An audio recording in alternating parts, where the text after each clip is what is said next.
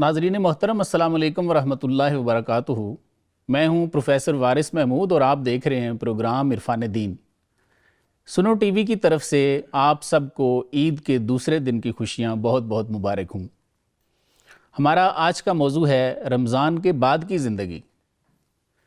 रमज़ान जिसने हमें हर अमल का सवाब 70 से 700 गुना तक बढ़ा के दिया, जिसने सुन्नत का सवाब फ़र्ज़ के बराबर कर दिया, जिसके रोज़ों और क़याम ने रोज़ेदारों के पिछले गुनाह माफ़ कर दिए, आखिरकार इख्तिताम पज़ीर हो गया है। आज के प्रोग्राम में हम ये जानने की कोशिश करेंगे कि क्या रमज़ान का जो मकसद था वो हम हासिल कर पाए हैं या नहीं, और अगर वो मकसद हमें एक महीने में हासिल नहीं हुआ तो हमें अगली ज़िंदगी कैसे गुजारनी है। अक्सर ये देखा जाता है कि इबादत व रियाज़त का जो शौक़ और वलवला रमज़ान में नज़र आता है, रमज़ान के बाद वो ख़त्म हो जाता है। रमज़ान में लोग अपनी नमाज़ों की हिफाजत की कोशिश करते हैं, मसाजिद नमाजियों से भरी नज़र आती हैं, लेकिन जैसे ही रमज़ान गुज़रता है तो हमारा वो ज़ौक़ व शौक़ ठंडा पड़ जाता है। हालांकि नमाज़ें तो उसी तरह फ़र्ज़ रहती हैं। रमज़ान में इन्फ़ाक़ फ़ी सबीलिल्लाह की लोग बहुत कोशिश करते हैं, लेकिन जैसे ही रमज़ान शरीफ ख़त्म हो जाता है तो हम समझते हैं कि शायद ये हमारी ड्यूटी भी ख़त्म हो गई है। नाज़रीन, मेहमानों की तरफ चलते हैं और उनसे रहनुमाई लेते हैं कि हमें रमज़ान के बाद की ज़िंदगी किस तरह गुजारनी चाहिए। मेरे आज के मेहमान हैं मौलाना मोहम्मद मंजूर साहब और मेरे दूसरे मेहमान हैं साहिबजादा इम्तियाज़ अहमद गोलडवी साहब। Sir, welcome to the show. बहुत शुक्रिया। मंजूर साहब, ये बताइए कि रमज़ान में हम सब देखते हैं कि मस्जिदें आबाद होती हैं, जो लोग सारा साल नमाज नहीं पढ़ते वो भी जाते हैं, तो जैसे ही रमज़ान ख़त्म हो जाता है तो मस्जिदें खाली नज़र आती हैं। क्या वजह देखते हैं इसकी? बिस्मिल्लाहिर्रहमानिर्रहीम। क़द अफ़लह मन तज़क्का व ज़करा अस्म रब्बिही फ़सल्ला। क़ाल नबी सल्लल्लाहु अलैहि वसल्लम लिकुल्लि क़ौमिन ईदुन व हाज़ा ईदुना। सदक़ल्लाहुल अज़ीम। प्रोफेसर साहब, सबसे पहले आपकी पूरी टीम का शुक्रिया। वेलकम। शुक्रिया के बाद आपको, आपकी पूरी टीम को, तमाम मुसलमानान आलम को ईद की खुशियाँ मुबारक। अल्लाह ताला सबको ये ढेरों खुशियाँ मुबारक करे, आमीन। तो जैसे आपने फरमाया कि रमज़ानुल मुबारक के अंदर हम देखते हैं कि हमारे नमाजी मस्जिदों के अंदर बढ़ जाते हैं। जी। कुरान मजीद की तिलावत करने वाले बढ़ जाते हैं, ज़िक्र अज़कार करने वाले बढ़ जाते हैं। ऐसे ही तो जो ही रमज़ान जाता है जी, तो हम सारी वो चीज़ें, नमाज को भी रमज़ान के साथ अलविदा कह देते हैं, ऐसे ही ज़िक्र अज़कार को भी अलविदा कह देते हैं, कुरान मजीद की तिलावत को भी अलविदा कह देते हैं। बिल्कुल। हालांकि ऐसा नहीं है। रोज़े फ़र्ज़ थे, ठीक है, रोज़े ख़त्म हो गए, सही, लेकिन नमाज जो फ़र्ज़ थी मुख्तलिफ़ कुरान मजीद में मुख्तलिफ़ मकामात पर अक़ीमुस्सलात व आतुज़ ज़कात, हाफ़िज़ू अलस्सलाह, ये अल्लाह ताला ने सिर्फ़ रमज़ानुल मुबारक के लिए नहीं फरमाया कि ये रमज़ान में फ़र्ज़ थी, रमज़ान गया तो अब नमाज भी। बिल्कुल। प्यारे आका दो आलम सल्लल्लाहु अलैहि वसल्लम ने फरमाया कि अव्वलु मा युहासिबु बिहिल अब्दु यौमिल क़ियामति अस्सलाह। अल्लाह अकबर। कि सबसे पहला जो हिसाब किताब होगा वो नमाज का होगा। ऐसे ही है, यानी ये समझ लें कि कामयाबी की जो पहली सीढ़ी है वो नमाज है। बिल्कुल ऐसे। अगर पहली सीढ़ी पर अल्लाह ना करे हमारा पाँव स्लिप हो गया तो कामयाबी की तरफ तो हम नहीं जा सकेंगे ना। बिल्कुल ऐसे। तो आका दो आलम सल्लल्लाहु अलैहि वसल्लम और कुरान मजीद में अल्लाह ताला ने जो नमाज के बारे में फरमाया, नमाज किसी हालत में माफ़ नहीं। हमने ये समझ रखा है कि बस रमज़ान में रोज़े भी रखने हैं, नमाज भी पढ़नी है, लेकिन बाज़ ऐसे भी हैं हमारे मुसलमान, अल्लाह ताला सबको हिदायत दे, वो रोज़ा रखते हैं, नमाज फिर भी नहीं पढ़ते। बिल्कुल सही है। और नमाज की आप देखें कि हुजूर सल्लल्लाहु अलैहि वसल्लम ने फरमाया कि मेरी आंखों की ठंडक नमाज है। बिल्कुल ऐसे ही। मेरे आका दुनिया से रुखसत हो रहे हैं तो क्या कह रहे हैं? अस्सला व मा मलकत ऐमान। सुभान अल्लाह। यानी जाते हुए भी अपनी उम्मत पर नमाज की फिक्र है। तो इसलिए हम जितने मुसलमान हैं हमें ये बात समझनी चाहिए कि नमाज ऐसी फ़र्ज़ है कि वो रमज़ान गैर रमज़ान सब में बराबर है। अगर हमें रमज़ान में हमने इसकी कोशिश की है, इसकी पाबंदी की है, तो गैर रमज़ान में भी ये फ़र्ज़ हमसे माफ़ नहीं होगी। रमज़ान की बरक़ात होती हैं या हमारे जो उलमा हैं उनका ज़्यादा कंट्रीब्यूशन है कि रमज़ान में उनका भी हमें समझ आती है कि वो इसमें ज़्यादा कोशिश कर रहे हैं, कंट्रीब्यूशन है उनका। नहीं, उलमाए किराम क्या है ये? उलमाए किराम तो गैर रमज़ान में भी बताते रहते हैं। जैसे अभी آخری جمعے میں نے بھی مولانا نے بھی کیا ہوگا، تمام علماء اکرام ہم لوگوں سے عہد لیتے ہیں جی جمعۃ الوداع میں نے لوگوں کو یہ کہا کہ یہ جمعۃ الوداع ہے، اس کو یہ نہ سمجھنا کہ اب نمازیں بھی الوداع ہو گئیں، اب ذکر اذکار بھی الوداع ہو گیا، اب قرآن مجید کی تلاوت جو شروع کی تھی وہ بھی الوداع ہو گیا۔ خدا را جو نمازوں کی ترتیب آپ نے قائم کی ہے، پورا سال ان نمازوں کی پابندی کرنا۔ بالکل ایسے ٹھیک، علماء اکرام تو ہر موقع پر اس کی دعوت دیتے ہیں، لیکن بس یہ رمضان کی برکت ہے، رمضان میں شاید شیطان جو ہے وہ قید کر دیا جاتا ہے، جیسے حدیث میں آتا ہے، تو اس کی وجہ سے کچھ لوگوں کو توفیق ہو جاتی ہے کہ وہ مسجدوں کے اندر آتے ہیں، نماز پڑھتے ہیں، لیکن بحیثیت مسلمان آپ دیکھیں کہ اسلام اور کفر کے اندر یا مسلمان اور کافر کے درمیان فرق جو ہے وہ نماز ہے۔ بالکل اگر مسلمان بھی نماز نہیں پڑھتا، کافر بھی نماز نہیں پڑھتا، تو آپ پہچان کیسے کریں گے؟ بالکل ٹھیک ہے، پھر آپ حضور صلی اللہ علیہ وسلم کی زندگی کو دیکھیں، صحابہ کی زندگی کو دیکھیں، میدان جنگ میں ہیں، مشکل میں ہے، نماز کبھی نہیں چھوڑی۔ ٹھیک ہے، دیکھیں شریعت نے آپ کے لیے کتنی آسانی کر دی۔ صحیح، آپ سفر میں روزہ معاف ہے، لیکن نماز کی آپ اہمیت کا اندازہ لگائیں کہ سفر میں بھی نماز معاف نہیں ہے۔ صحیح، آپ سفرانہ پڑھیں گے لیکن معاف نہیں ہے۔ صاحبزادہ صاحب یہ ارشاد فرمائیے کہ آپ صلی اللہ علیہ وسلم نے ارشاد فرمایا کہ معافی مانگو، توبہ کرو اللہ کی بارگاہ میں، بے شک میں دن میں 100 مرتبہ توبہ کرتا ہوں۔ تو سر رمضان شریف کے بعد جو ہماری اگلی زندگی ہے اس میں ہمیں یہ توبہ طائب ہونے کی کس حد تک ضرورت ہے؟ بسم اللہ الرحمن الرحیم۔ سب سے پہلے پروفیسر صاحب قبلہ آپ کو، آپ کی پوری سنو نیوز کو اور تمام عالم اسلام کو عید کی خوشیاں بہت بہت مبارک۔ بہت شکریہ سر۔ خوبصورت انداز میں آپ پروگرام کرتے ہیں سنو نیوز کی سکرین سے، اور یہ لوگوں تک ایک خیر کا پیغام آپ پہنچاتے ہیں۔ اللہ تعالیٰ آپ کی توفیقات میں مزید برکتیں اور وسعت عطا فرمائے۔ بڑی اچھی طرف آپ نے اشارہ کر دیا کہ توبہ کی کیا اہمیت ہے ہماری زندگی میں، اور آقا علیہ الصلوۃ والسلام نے ارشاد فرمایا کہ جیسا کہ میں توبہ کرتا ہوں اور توبہ میرا پسندیدہ عمل ہے، آپ نے میں 100 مرتبہ دن میں توبہ کرتا ہوں، 100 مرتبہ دن میں توبہ کرتا ہوں جی۔ اور نبی پاک صلی اللہ تعالیٰ علیہ وآلہ وسلم کا کوئی بھی کام ہے وہ امت کے لیے ہوتا ہے، امت کو بتانے کے لیے ہوتا ہے۔ حالانکہ نبی علیہ الصلوۃ والسلام اگر توبہ نہ بھی کریں سبحان وہ اللہ، تو وراء الورا مقام بالکل ایسے، ان کو توبہ کی ضرورت بھی نہیں ہے۔ ایسے ان کی تو وہ ذات ہے کہ اگر وہ نماز کے لیے کھڑے ہوں، قیام اللیل کریں، تو اللہ تبارک و تعالیٰ وہی بھیج دیتا ہے سبحان اللہ کہ آپ ٹھہر جایا کریں۔ ان کو تو یہ جو بھی معاملات ہیں توبہ کے وہ امت کے لیے اور قیامت تک آنے والے مسلمانوں کے لیے۔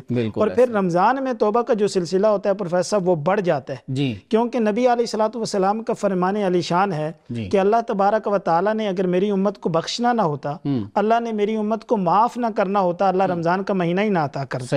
رمضان کا مہینہ اس وجہ سے آتا ہے پروفیسر صاحب تاکہ بندہ اپنی آپ کو اللہ تبارک و تعالیٰ سے بخشوا سکے، اپنے گناہوں کی تلافی کروا سکے۔ نبی علیہ الصلوۃ والسلام کا ایک اور فرمان عالی شان ہے، حضرت سیدنا ابو ہریرہ رضی اللہ تعالیٰ عنہ سے مروی ہے، کریم آقا صلی اللہ علیہ وسلم نے فرمایا من صام رمضانا ایمانا احتسابا غفر له ما تقدم من ذنبی او کما قال علیہ الصلوۃ والسلام۔ فرمایا رمضان اس وجہ سے آتا ہے، یہ بندے کی سیکل کروانے کے لیے آتا ہے۔ صحیح، بالکل صحیح ہے، بندہ اپنے آپ کو گناہوں سے پاک کروا سکتا ہے۔ اللہ تبارک و تعالی رمضان میں انسان کو ایک بہترین سے بہترین موقع فراہم کرتا ہے کہ جو اس نے پچھلے پورے 11 مہینوں میں کیا ہوتا ہے وہ اس پہ نادم ہو جائے، اپنا احتساب کر لے، اپنے آپ کو خدا کے کٹہرے میں پیش کر دے، اپنے کیے پہ پشیمان ہو جائے، پھر اللہ تبارک و تعالی حضور کے صدقے اسے اعزاز یہ عطا کرتا ہے، غفر له ما تقدم من ذنبی۔ جب وہ اللہ کی بارگاہ میں رجوع کرتا ہے، جب اللہ کی بارگاہ سے وہ توبہ طائب ہوتا ہے، معافی مانگتا ہے، تو اللہ تبارک و تعالی اس کی زندگی کے گزشتہ گناہ جو ہوتے ہیں وہ سارے معاف فرما دیتے ہیں۔ صاحبزادہ صاحب میں نے ایک حضرت عمر رضی اللہ تعالیٰ عنہ کا ایک کلام دیکھا آپ کی سیرت میں، آپ فرماتے ہیں کہ جب ہم سرکار دو عالم صلی اللہ علیہ وسلم کی صحبت میں حاضر ہوتے اور صحابہ کا یہ طریق تھا کہ جیسے جیسے جہاں پہ ہیں جو جب فارغ ہوتا تو وہ سیدھے سرکار دو عالم صلی اللہ علیہ وسلم کی بارگاہ اقدس میں حاضری دیتے آگے، تو آپ فرماتے ہیں کہ ہم جب بھی حاضر ہوتے نا تو ہم آپ کی بارگاہ میں 100 مرتبہ ہم بھی توبہ کرتے۔ سبحان اللہ۔ تو یہ ارشاد فرمائیے کہ یہ عام حالات میں وہ کرتے ہیں، اس میں کوئی رمضان کا نہیں ہے، جی بالکل، تو ہمیں اس پہ کتنی ضرورت ہے آج؟ جی بالکل پروفیسر صاحب، یہ کوئی بھی عبادات ہے، جی توبہ کا عمل ہو، ہاں جیسا قبلہ نے علامہ صاحب نے بات کی، نماز کا عمل ہو، ہاں صدقات و خیرات کا عمل ہو، جی کوئی بھی عمل جو آپ کی زندگی سے جڑا ہوا ہے، جی جس سے آپ کو نجات ملتی ہے، اس کا حکم صرف رمضان کے لیے نہیں ہاں بالکل ایسے اس کا لائف ٹائم جو ہے آپ کی زندگی میں اس کا ایلیمنٹ ہونا چاہیے۔ بالکل کریم آقا صلی اللہ تعالیٰ علیہ وآلہ وسلم آپ کا یہ رمضان کا معمول نہیں ہے، بالکل جیسا کہ آپ نے جی جی ارشاد فرما دیا، جی کریم آقا صلی اللہ علیہ وسلم کا یہ تواتر کا معمول تھا، سبحان اللہ، ہمیشگی آپ فرمایا کرتے تھے کہ آپ، اور نبی پاک صلی اللہ علیہ وسلم کا ایک فرمان علی شان میں پڑھ رہا تھا، کریم آقا صلی اللہ تعالیٰ علیہ وآلہ وسلم نے ارشاد فرمایا مجھے جو سب سے زیادہ پسندیدہ عمل ہے وہ توبہ کا عمل ہے۔ سبحان اللہ، سبحان آقا علیہ السلام کی بارگاہ سے تعلق جوڑنے کا، جی آقا علیہ السلام نے فرمایا اللہ کی بارگاہ سے رجوع کرنے کا اور اللہ تبارک و تعالیٰ کی بارگاہ سے توبہ کرنے کا عمل مجھے بہت زیادہ پسندیدہ ہے۔ واہ، اور پروفیسر صاحب قبلہ یہ جو توبہ استغفار ہے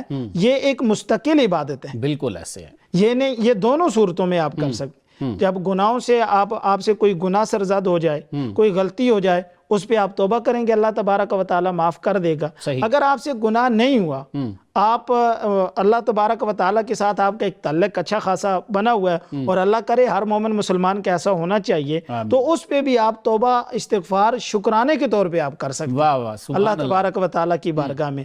تو اس کا فائدہ یہ ہوگا کہ جتنی اللہ تبارک و تعالیٰ سے دنیا میں رہ کر سرکار کے بتائے ہوئے عمل پر آپ چلیں گے، توبہ و استغفار کریں گے، اللہ تبارک و تعالیٰ کے ہاں قیامت والے دن اتنے ہی زیادہ آپ قریب ہوں گے۔ بالکل تو اس وجہ سے توبہ کا یہ جو عمل ہے، اب دیکھیں نا، یہ عید کی خوشیاں چل رہی ہیں عالم اسلام کے اندر، پورے مسلمان جنہوں نے نبی پاک صلی اللہ تعالیٰ علیہ وآلہ وسلم کا کلمہ پڑھا ہے، جہاں بھی بسیں وہ عید کو سیلیبریٹ کر رہے ہیں، عید کی خوشیاں منا رہے ہیں۔ یہ عید کا جو معاملہ ہے یہ دور اسلام سے پہلے بھی تھا، بالکل مطلب ہے منانے کا طریقہ مختلف تھا، صحیح، یہ سلسلہ عید کی وہ بھی کرتے تھے، لیکن جب میرے کریم آقا صلی اللہ علیہ وسلم اسلام کا پیغام لے کے آئے، آپ نے کہا ہم بھی عید منائیں گے، لیکن ان کی طرح نہیں منائیں گے، پہلے توبہ کریں گے، 2 رکعت نماز عید پڑھیں گے، اللہ کا شکر بجا لائیں گے، اور اس کے بعد پھر ہم عید کو سیلیبریٹ کریں گے۔ سبحان اللہ، نماز بھی بحیثیت ایک تو اللہ کی بارگاہ سے معافی مانگنے کا عمل ہے، بالکل ایسے، توبہ ہی کا عمل ہے، نماز بھی اللہ کا قرب حاصل ہوتا ہے نماز سے،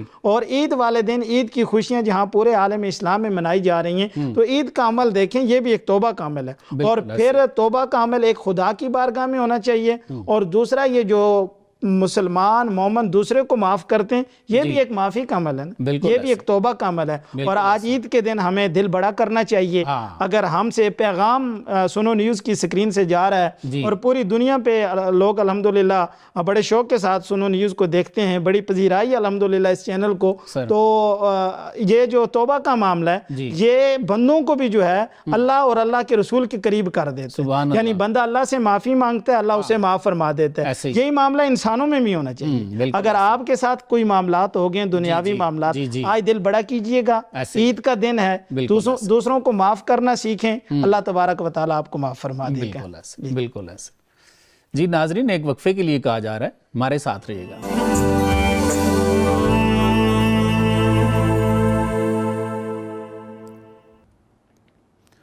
جی ناظرین، مہمانوں سے گفتگو کا سلسلہ آگے بڑھاتے ہیں۔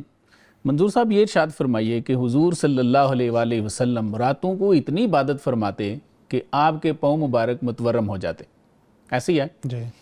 تو حالانکہ آپ کو تو بخشش کی نوید ہے، اِنَّا فَتَحْنَا لَكَ فَتْحًا مُبِينًا، تو ہمیں تو ایسی کوئی نوید بھی نہیں ہے، ایسے ہی ہے نا؟ تو سر ہمیں کتنی ضرورت ہے اس عبادت کے ساتھ، اس شب بیداری کے ساتھ جڑے رہنے کی سر؟ جی، اور یہ خاص طور پہ رمضان شریف کے بعد چونکہ ہم چھوڑ دیتے ہیں نا لوگ، تو اس حوالے سے تھوڑا ارشاد فرمائیے۔ جی بالکل، آپ نے بجا فرمایا کہ امام الانبیاء علیہ السلام اگر عبادت نہ بھی کریں تو آقا دو عالم صلی اللہ علیہ وسلم کو عبادت کی ضرورت نہیں، ایسے ٹھیک ہے، لیکن اس کے باوجود امام الانبیاء علیہ السلام اتنی عبادت فرمایا کرتے تھے، جیسے آپ نے فرمایا کہ حتیٰ یتورط قدمہ، آپ کے پاؤں مبارک جو ہے وہ سوج جایا کرتے تھے۔ اما جان حضرت عائشہ نے فرمایا کہ یا رسول اللہ آپ اتنی عبادت، تو فرمایا کہ کیا میں اللہ کا شکر گزار بندہ نہ بنوں؟ اور پھر آپ دیکھیں کہ اللہ تعالیٰ نے خود فرمایا، یعنی اتنے کھڑے ہوتے اللہ تعالیٰ نے فرمایا یا ایھا المزمل قم اللیل الا قلیلا، راتوں کو تھوڑا تھوڑا آپ کھڑے ہوا کریں۔ تو لیکن یہ امام الانبیاء علیہ الصلوۃ والسلام نے امت کو تعلیم دینے کے لیے باوجود آپ دیکھیں کہ حضور صلی اللہ علیہ وسلم اتنے آپ عبادت فرمایا کرتے تو یہ امت کے لیے تعلیم ہے کہ امت کو چاہیے کہ لقد کان لکم فی رسول اللہ اسوۃ حسنہ، سبحان اللہ، آپ کا ہر عمل، ہر قول، ہر فعل ہمارے لیے تقلید کا باعث ہے۔ ہم زیادہ نا یہ پڑھنے پڑھانے کی طرف اس کو بھی ہم ریجیکٹ نہیں کرتے، اس کا بھی اپنا فائدہ ہے، لیکن ہم زیادہ اس طرف مائل ہیں کہ میں نے اتنا علم حاصل کر لیا ہے، میں نے یہ ڈگری حاصل کر لی ہے، جو بیسک تھی نا ہماری تقویٰ، اس پہ ہم کمزور ہوتے جا رہے ہیں۔ دیکھیں ڈگری یا زیادہ پڑھنا، جیسے مثال دی نا کمثل الحمار یحمل اسفارا، بوجھ تو آپ کتابیں بہت زیادہ گدھے پر بھی لا دیں تو اس پر بھی، بالکل ایسے، اصل عمل ہے، عمل سے زندگی بنتی ہے، جنت بھی جہنم بھی، یہ خاکی اپنی فطرت سے نہ نوری ہے۔ بالکل دیکھیں اگر ہم عمل نہیں کریں گے نا، شیطان کے پاس کتنا علم تھا، اللہ کی بات کو نہیں مانے تو ہمیشہ کے لیے دھتکارا گیا۔ بالکل ایسے، کوئی بڑا علم حاصل کرنے کی وجہ سے، زیادہ کتابیں پڑھنے کی وجہ سے عالم، پروفیسر، ڈاکٹر نہیں کہلائے گا، بلکہ یہ علم تو ہو سکتا ہے کل کو ہمارے لیے پریشانی اور کا سبب بن جائے۔ دیکھیں جس کے پاس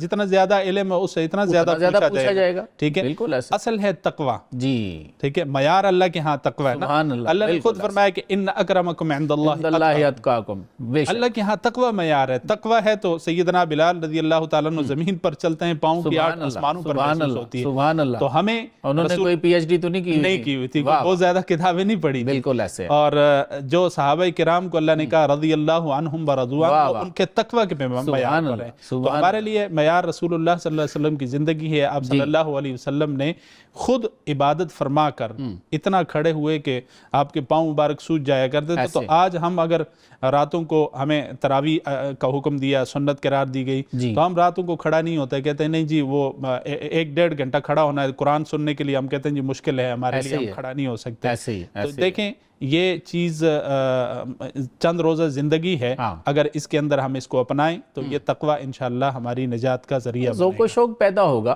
تبھی آگے بڑھیں گے نا۔ ذوق و شوق پیدا ہوگا، ہم تو نکالتے رہتے ہیں نا اس میں کہ نہیں جی فرض تو نہیں ہے نا جی، سنت ہی ہے نا جی، سنت ہے تو آقا دو عالم صلی اللہ علیہ وسلم خود کھڑے ہوئے نا، کھڑے ہو کر امت کو تعلیم دی، اس کے بعد صحابہ کرام رضوان اللہ علیہم اجمعین کھڑے ہوئے ہیں، اور پھر دیکھیں یہ حجت بازی کی وجہ سے ہم محروم ہوتے ہیں۔ بالکل ایسے، اب مسجد میں قرآن پڑھا جا رہا ہے، ہم کہتے ہیں جی کون سا فرض ہے جی، فرض تو نہیں ہے، لیکن آپ یہ سمجھیں کہ آپ کے لیے کتنی محرومی کا باعث ہے کہ قرآن مجید کی تلاوت ہو رہی ہے، ایک ایک حرف کے بدلے آپ کے لیے نیکی لکھی جا رہی ہے، لیکن آپ ان نیکیوں سے محروم ہو گئے۔ ابھی رمضان گزر گیا، ٹھیک ہے، جن لوگوں نے تراویحیں پڑھی تھی ان کا وقت بھی گزر گیا، جنہوں نے نہیں پڑھی تھی ان کا وقت بھی گزر گیا، لیکن جنہوں نے تراویحیں پڑھی، جنہوں نے روزے رکھے، جنہوں نے قرآن مجید کی تلاوت کی، ان کا وقت قیمتی ہو گیا، بالکل ایسے، ٹھیک ہے، اور ان کا تقویٰ اور وہ معیار اللہ کے ہاں بلند ہو گیا۔ اب زندگی میں زندگی کی مثال یا وقت کی مثال برف کی طرح ہے، برف پگھل گئی تو وہ تو آپ کے کام نہیں آئے گی نا، اس کو اگر وقت میں آپ نے قیمتی بنا لیا تو وہ قیمتی بن جائے گی۔ تو اگر ہم وقت کو سے فائدہ اٹھائیں اور تقویٰ اختیار کریں اور تقویٰ کے لیے کوشش کریں اور پھر اللہ سے مانگیں، بالکل ٹھیک ہے، یہ اللہ کی توفیق سے، یا اللہ مجھے عبادت کی توفیق دے دے، اور اس عمل کی توفیق دے دے جس سے تو راضی ہو، اور اس کام کرنے کی توفیق دے دے جو تیرے پیارے نبی نے کیا اور جس پر تو راضی ہو۔ تو اگر ہم یہ طریقہ اپنائیں گے، اللہ سے مانگیں گے، تو یہ اللہ کی توفیق سے اللہ تعالیٰ ہمیں توفیق دیں گے۔ آمین آمین۔ صاحب صاحب یہ ارشاد فرمائیے کہ رمضان شریف میں ہم نے دیکھا، آپ نے بھی دیکھا ہوگا کہ لوگ کوشش کرتے ہیں انفاق فی سبیل اللہ کی، کرتے ہیں نا جی بالکل۔ تو رمضان شریف میں جہاں یہ کام کرتے ہیں اس کے بعد جیسے جیسے وقت گزرتا ہے، تو جیسے ابھی مولانا فرما رہے تھے، ہم نے انٹرو میں بھی ذکر کیا کہ نمازیں بھی کم ہوتی جاتی ہیں، مسجد میں کوئی آتا ہی نہیں ہے، ایسے ہی ہمارا یہ جو انفاق فی سبیل اللہ ہے یہ بھی بہت کم ہو جاتا ہے۔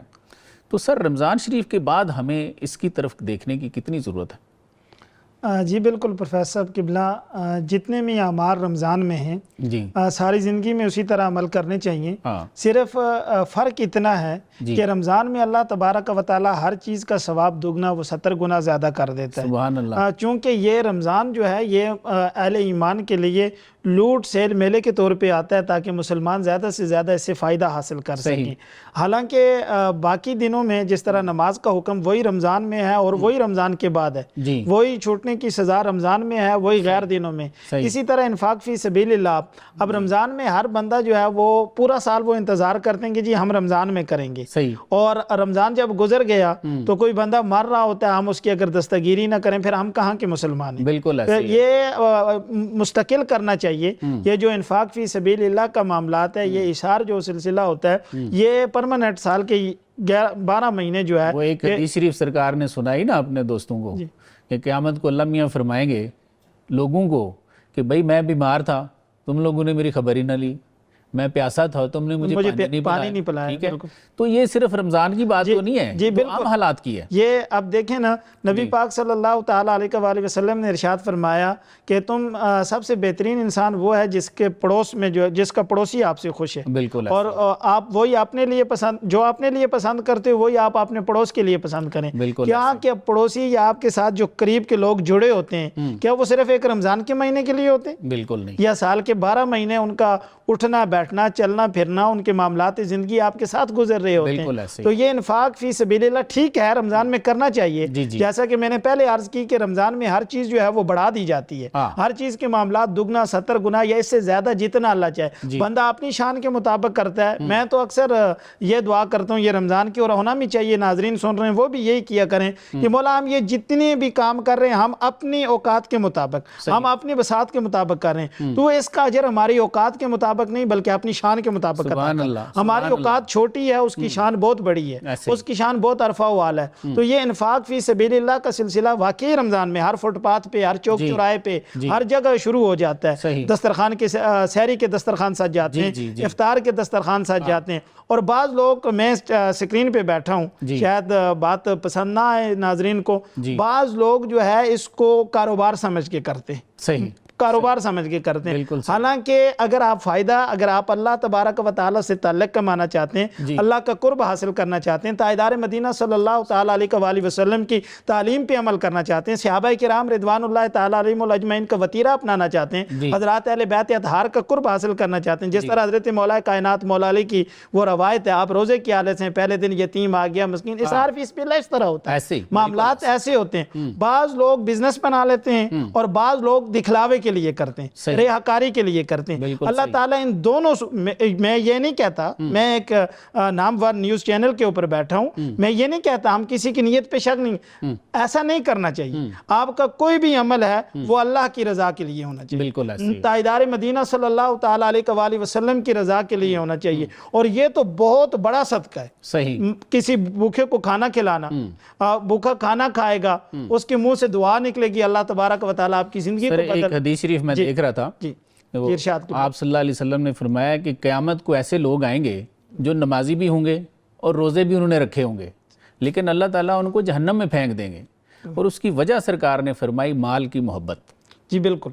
تو یہ جو مال ہے اس کی محبت میں اتنا ہمیں نہیں پڑنا, اس کو جن کا حق ہے ان تک پہنچانا چاہیے, حقدار تک, حقدار تک اس کا حق پہنچانا چاہیے. جیسا کہ آپ نے نبی علیہ السلام کی حدیث پاک بیان کی تو مجھے قرآن کی آیت یاد آ گئی اسی آپ کی بات پہ, جب اہل جنت جنت میں ہوں گے اور اہل جہنم جہنم میں جا رہے ہوں گے, اور اہل جنت اہل جہنم سے سوال کریں گے کہ کل تک دنیا میں ہم سب کا رہن سہن ایک ساتھ تھا, اٹھنا بیٹھنا رکھ رکھاؤ ایک تھا, آج ہم جنت میں جا رہے ہیں اور تم جہنم میں جا رہے ہو, کیوں جا رہے ہو, ریزن کیا ہے, وجہ کیا ہے؟ وہ جو جواب دیں گے اللہ تبارک و تعالیٰ نے قرآن میں اس کو کوٹ کیا. اللہ کا فرمایا ہم 2 کام نہیں کیا کرتے تھے دنیا میں, قالوا لم نکن من المصلین ولم نکن نطعم المسکین, ایک ہم نماز نہیں پڑھا کرتے تھے, دوسرا مسکینوں کو کھانا نہیں کھلایا کرتے. آپ دیکھیں معاملات قبر کے اندر, جیسے کہ پہلے حضرت نے بات کر دی, قیامت والے دن اعمال کے اندر جو سب سے پہلا سوال ہوگا وہ نماز کے متعلق ہوگا. اور یہ جو دنیاوی معاملات ہیں فیصلوں کے متعلق سب سے پہلا جو فیصلہ ہوگا وہ قتل کے متعلق ہوگا. ناظرین ایک وقفہ لیتے ہیں, وقفے کے بعد دوبارہ حاضر ہوتے ہیں.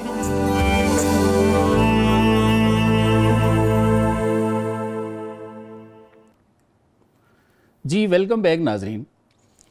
سبزادہ صاحب یہ ارشاد فرمائیے کہ اللہ تعالیٰ نے رمضان کا جو مقصد بتایا ہے وہ ہے لعلکم تتقون, تاکہ تم پرہیزگار بن جاؤ, متقی بن جاؤ.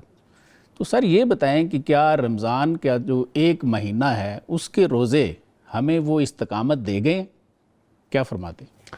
جی پروفیسر صاحب، بالکل رمضان شریف کا مہینہ آتا ہی ہماری رہنمائی کرنے کے لیے، جیسا کہ اللہ تبارک و تعالیٰ نے آپ نے قرآن پاک سورہ بقرہ کی آیت مقدسہ پڑھ دی کہ لعلکم تتقون، تم پر روزے اس وجہ سے فرض کیے گئے تاکہ تم متقی ہو جاؤ، اللہ کا قرب تمہیں نصیب ہو جائے، اللہ کے ساتھ تمہارا تعلق بن جائے۔ تو رمضان شریف میں بہت سارے لوگ جو ہیں وہ رمضان کو پا کے تو رمضان کی اہمیت کو ضائع کر دیتے ہیں۔ رمضان کے اندر وہ اپنا تعلق خدا اور تاجدار مدینہ صلی اللہ تعالیٰ علیہ وآلہ وسلم کی ذات کے ساتھ نہیں بنا سکتے، لیکن پروفیسر صاحب کچھ لوگ ایسے ہیں جو اس سے اپنے مقصد کو پہنچ جاتے ہیں، اپنا مقصد حاصل کر لیتے ہیں۔ اس میں مجھے ایک درویش اللہ کے ولی ہیں کہ ان کی بات یاد آ گئی، حضرت سید شاہ عبد الحکیم رحمۃ اللہ تعالیٰ علیہ۔ آپ ملتان کی طرف جائیں تو ان کے نام پہ ایک اسٹیشن بھی ہے، وہاں ان کا مزار ہے۔ تو ان کے متعلق آپ جو ہے وہ آپ تھے تو اللہ کے ولی، لیکن آپ کا پیشہ جو تھا آپ کپڑوں کو رنگ کیا کرتے تھے، اچھا آپ رنگ چڑھایا کرتے۔ تو ایک دفعہ ایک ہندو عورت آئی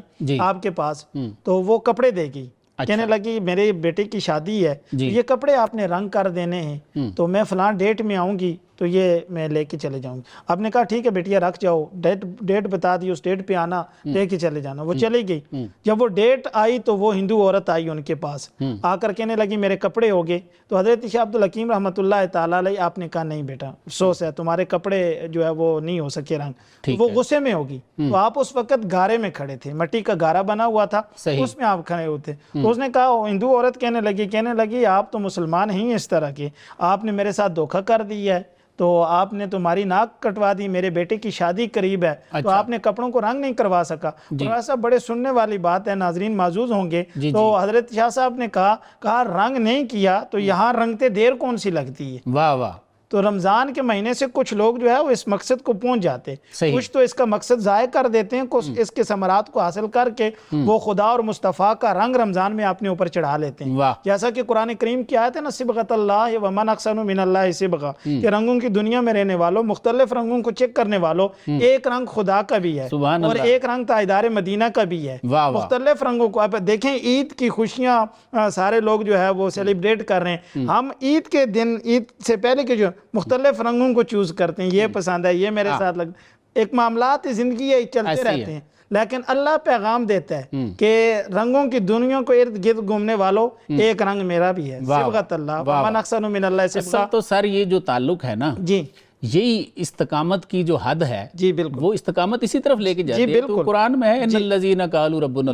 اللہ ثم استقاموا تتنزل علیہم الملائکہ الا تخافوا ولا تحزنوا وابشروا بالجنۃ التي کنتم توعدون۔ بالکل، تو اللہ فرماتے ہیں کہ جو صاحب استقامت ہیں وہ کون ہیں؟ جی پہلے اللہ پہ ایمان لانے والے ہیں، پھر استقامت اختیار کرتے ہیں، بالکل ایسے، اور پھر ان پہ تو فرشتے اترنے شروع ہو جاتے ہیں، ان سے باتیں کرتے ہیں، بالکل کہ غم نہ کھاؤ، خوف نہ کھاؤ، ہم اس جان میں بھی تمہارے دوست ہیں، اگلے جان میں۔ تو اس سے مراد یہ ہوا کہ اصل کامیاب وہ لوگ ہیں، صاحب استقامت یا صاحب تقوی وہ لوگ ہیں جن کا اللہ کے ساتھ یہ تعلق بن جاتا ہے۔ تو ہم تو اس میں بہت پیچھے کھڑے ہیں، بہت پیچھے ہیں۔ بالکل، اب دیکھیں نا، رمضان میں رجوع اللہ جو ہے وہ بڑھ جاتی ہے، ہر بندہ کوشش کرتا ہے کہ میرا تعلق بن جائے، معاملات کے اندر بہتری، اعمال کے اندر بہتری، لیکن اس کے باوجود جب رمضان ختم ہوتا ہے وہ سارے معاملات ختم ہو جاتے ہیں۔ لعلکم تتقون کے زمرے، وہ رمضان کے مہینے میں تو اس کے ایلیمنٹ کرتے ہیں، وہ اپنے اوپر چڑھانے کی کوشش کرتے ہیں، جیسے ہی رمضان گزرا وہ سارا سلسلہ ختم ہو جاتا ہے، پھر اگلے 11 مہینے پھر عیاشیاں، پھر رمضان آیا، پھر بندہ مومن بن گیا۔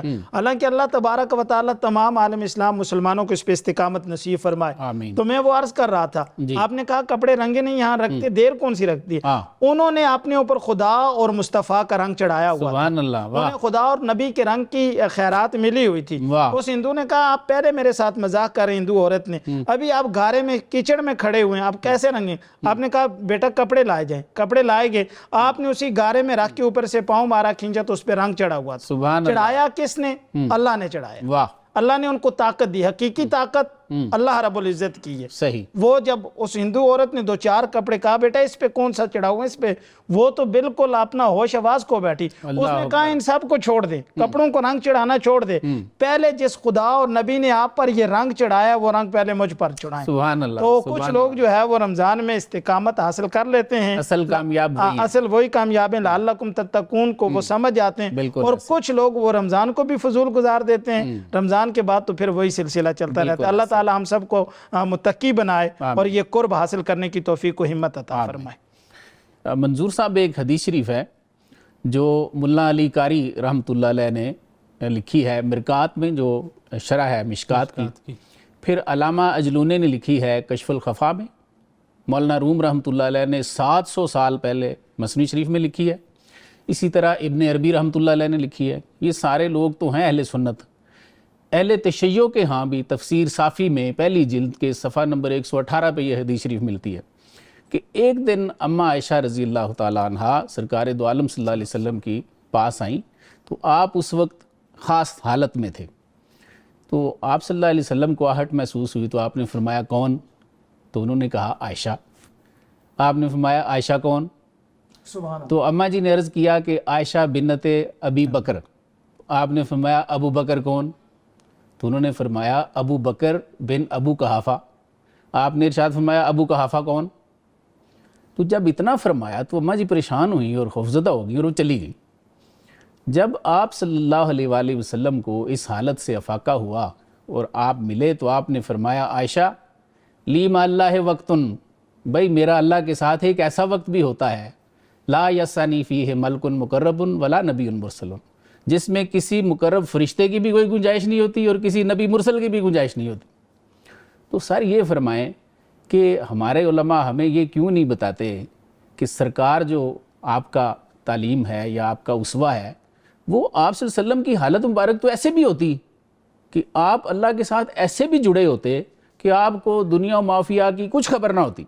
آپ فرماتے ہیں ایسا تعلق ہے کسی نبی کی بھی کوئی گنجائش نہیں ہے، کسی فرشتے کا بھی کوئی دخل نہیں ہے۔ تو یہ ہے اصل تعلق جو استقامت کے بعد مسلمان کو نصیب ہوتا ہے۔ تو سر ہم اس منزل تک کیسے پہنچیں؟